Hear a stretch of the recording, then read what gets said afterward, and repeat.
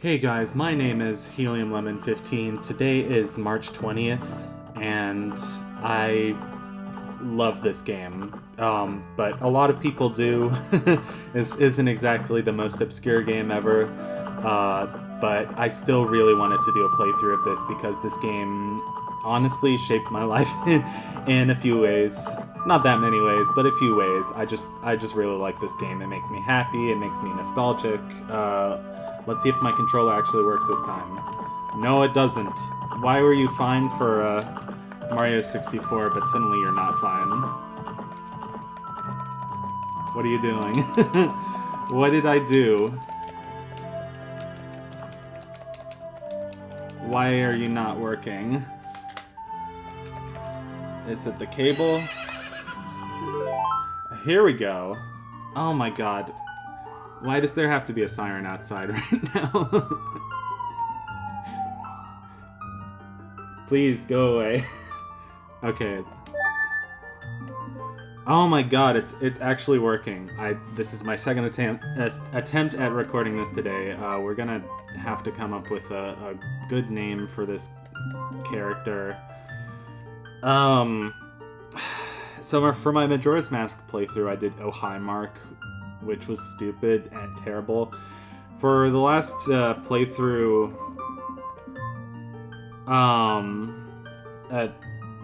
the last playthrough I was doing of this game was called Bubble Tea because I was playing it at the Bubble Tea store with my ex-girlfriend. So maybe I don't want to think about her, so let's call it something else.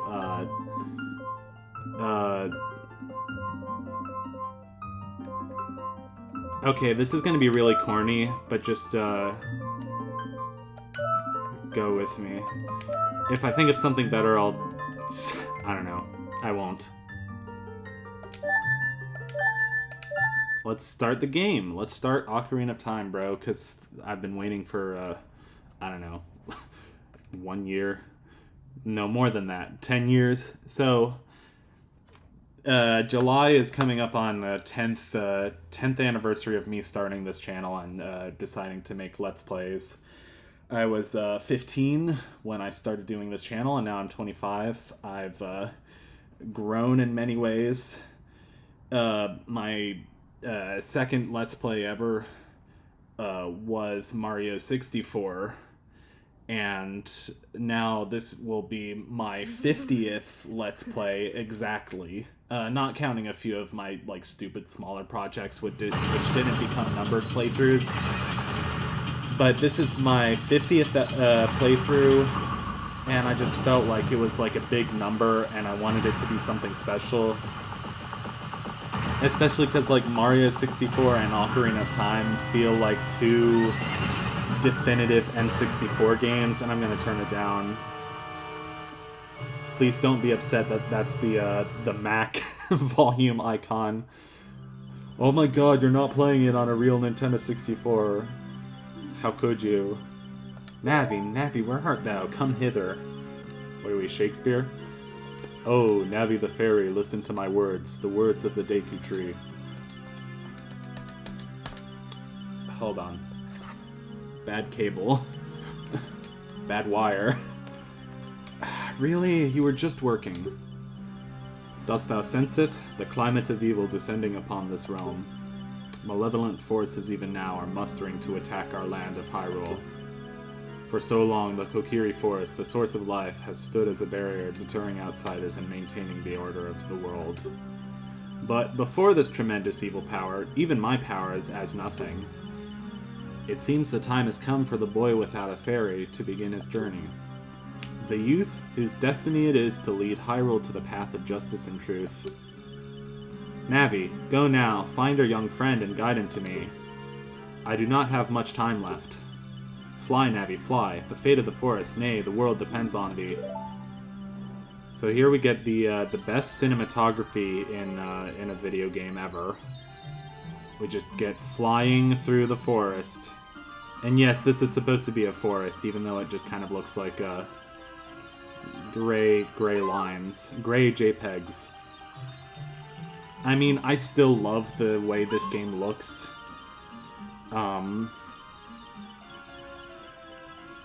So I got this game, I think it was like Christmas 2011, so I've been playing this game since 2012, basically. I was in 7th grade when I started playing this game, and that was just a very strange year for me. I was just kind of figuring out a lot of things, figuring out my identity, and was like bullied a lot in school. School was just tough, and this game was one of the things that brought me like the most comfort during that time. So that's kind of what I think about whenever I play this game. I mean, even in my first playthrough, I didn't get very far. I got to like maybe the Fire Temple and then gave up. But I'll tell that story when we get there. But eventually, I think I beat this game twice. I either beat it once or twice. Because I think I beat it once, and then I went back and I got like 100 Skulltulas. But then I feel like I beat it again in high school. I don't remember. I played it again at some point. Most of my time spent playing this game has actually been on the Wii Virtual Console. And then there was my playthrough of it last year. Yahoo! Hi, dude! Which was spent actually playing it with N64 controller and with Project at 64. So, yeah, I don't know. This game has been on my mind recently, that's all I want to say. And my friend that I want to make video games with, he's never played this game, and so part of the reason that I'm playing this game is so he can watch it and, you know, watch this game through me and, you know, experience it through me, live it through me, hear some of my weird stories about my memories of this game. Of course, not all of your memories of a game, like, make for good stories.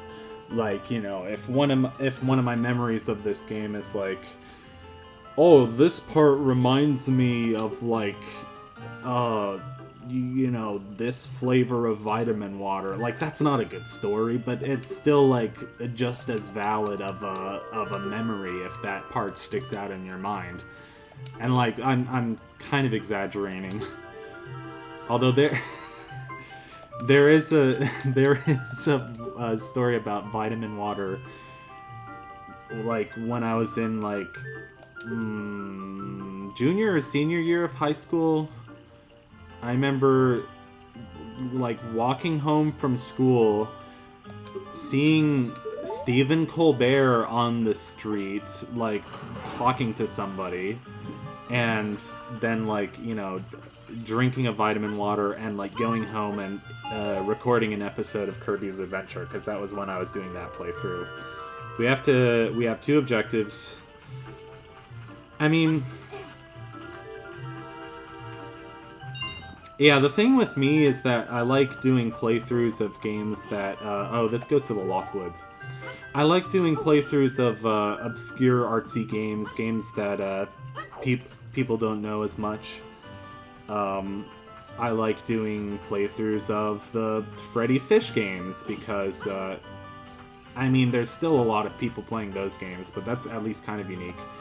With this is not something that makes me unique. Like, I'm not unique because I'm doing a playthrough of Ocarina of Time, but I kind of have to worry a little bit less about, like, you know, talking about the game, and I can just, like, talk about whatever. Pressing the B button, like, I think I have a sword. I like how you can see this place on your mini-map, and it's like a little, like, weird little squiggly shape off the bottom of your mini-map. So here's a pretty important thing. Furiously mashing the A button, hoping to make it go faster. This is one of those games that I would love like a fast forward button for, but that kind of feels disingenuous. So yeah, I just enjoy messing around with emulators. Oh, I have to equip it. Equip it. There we go. I feel like the menu... I feel like they programmed it on the Wii Virtual Console option, or... That was invisible, yet it still hurt me. I mean, it was invisible because it was off-screen, but that wasn't communicated very well. What was I saying? I mean, I kind of had this, I really loved, the Nintendo 64. I've had an actual Nintendo 64 since, 2012, so Christmas 2012 is when I asked my dad to get me Banjo-Kazooie, and Banjo-Kazooie wasn't on Wii Virtual Console, so that's why I asked him for a real Nintendo 64. But I've just had this kind of obsession with the console as being like all these like wonderful kind of emblematically nostalgic type video games. That was a terrible description, but you know. And I still like pride myself on having an actual copy of Rocket Robot on Wheels and Space Station Silicon Valley, which are two of the more like slightly obscure Nintendo 64 games, and of course I couldn't get them on Wii Virtual Console, so I was like, hey, you know, hey Dad, I really want to play this game. I was in 8th grade and then I was in 9th grade, and I was like, hey, let's buy a physical copy of Space Station Silicon Valley. But you know, there were still all these other games that I was like aware of through the internet. You know, like, you know, Rayman 2 and Bomberman 64, The Second Attack, that I wasn't going to go out of my way to get a physical copy, especially because something like Bomberman 64, The Second Attack is so expensive to get a physical copy of. But now I have an emulator, I can mess around with the games that I haven't played before. I just think it's funny that I haven't really taken the opportunity to do that yet. I haven't taken the opportunity to play Banjo-Tooie or Donkey Kong 64 or any of these other games that I haven't played. Well, I've done Rayman 2, I've done Tigger's Honey Hunt, I've done a little bit of Mystical Ninja starring Goemon, and I know I'm going through, like, all these different games, like, so rapid fire, like, I'm expecting people to know all of them. But I'm almost, like, waiting till I'm ready to do a Let's Play of them, because I don't want to play them on my own, I want to save them for a Let's Play. And then I have this, you know, system of, like, oh, I go through 2, maybe 3 Let's Plays at a time, and I'm still finishing up Jimmy and the Pulsating Mass, and blah blah blah, so, I don't know. Here's where we buy the shield. This guy is, like, struggling to jump over the counter. It reminds me of, like, the rabbit from Acidophilus in Spy Fox Dry Cereal. No, I wouldn't. I would like to get the hell out of here. Yo. Obnoxious guy. Cartman. No, he looks more like Kenny, because apparently Kenny has curly blonde hair, which I never knew, but apparently they, Sheesh! Please don't... This was 1998, this was before the whole sheesh thing took over. I am so tired of hearing teenage girls say sheesh. I'm so tired of people at my college saying sheesh, so please let's open that. That's an archaic turn of phrase. Let's not open that can of worms, and let's forget about it. Good grief. A wimp is still a wimp, huh? I, the great Maida, will never accept you as one of us. Shoot, how do you get to be the favorite of Saria and the great Deku Tree? Huh? Grumble, grumble. Well, you keep grumbling, and, Alright, ready for a jump scare at any moment. Okay, that wasn't so bad. Finally, text we can skip.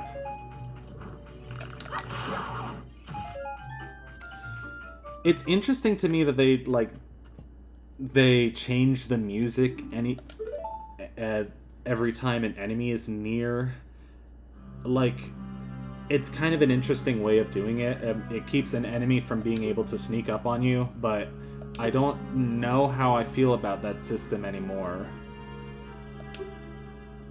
Thy slumber these past moons must have been restless. Because I feel like I would kind of prefer if the in-game music just kept on going and didn't, like, stop and fade out for the stupid, like, do-do-do-do-do-do-do-do-do-do-do. It's just one of those things that, like, I didn't question the first time I played this game, but now this game is, like, 25 years old and almost as old as me. So, I mean, yeah, this game came out the year before I was born. And, like, because the game has aged so much and we're making so many new games, you question game design decisions. Especially if you're thinking about going into game design like I am.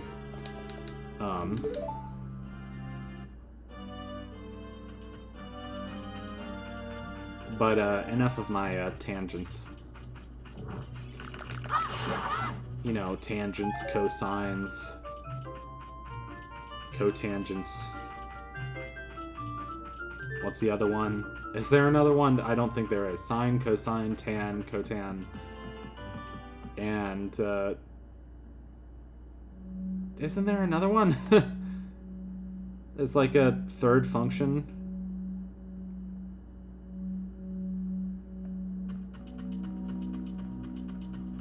I can't... So here we get, like, the first enemy that actually poses an actual threat. Let me see if I can show off the jump strike. No, I cannot.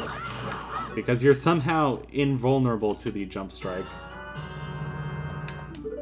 I like how we get the contrast between, like, the 2D model of the nut, or said item, and the 3D model of it. That's an actual 3D model. That's a 2D model. I just love how they combine them. And it's not very seamless. But it's kind of cute. See, because that's definitely a 2D model. It's just like a JPEG edited into the game.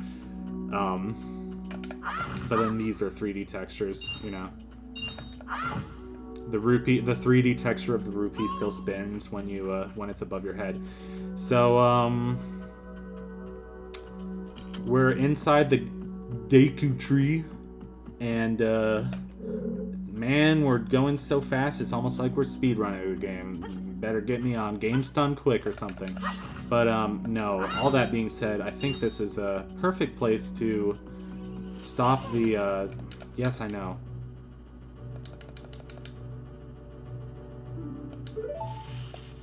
Again, music changing because there's an enemy nearby.